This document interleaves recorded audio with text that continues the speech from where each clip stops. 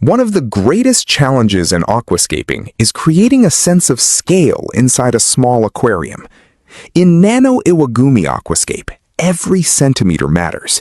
Yet the most impressive layouts somehow appear much larger than they really are. The secret lies in perspective. Professional aquascapers use a technique called forced perspective to manipulate how the eye interprets distance.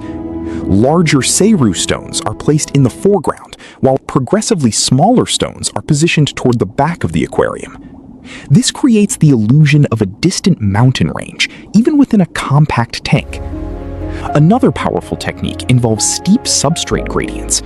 By raising the substrate significantly toward the rear, aquascapers create the appearance of elevation and terrain.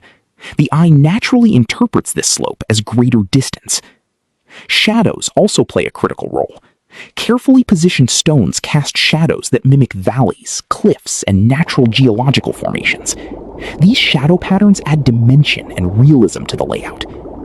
Plant selection further enhances the illusion. Fine-leafed species such as Eliocharis create a delicate texture that resembles expansive grasslands when viewed from a distance. Together, these techniques transform a minimalist composition into a breathtaking landscape filled with depth, atmosphere, and scale. The result is one of the most captivating styles in aquascaping, a tiny aquarium that feels like an endless natural world. Please don't forget to subscribe, turn on notifications, comment, and share the video.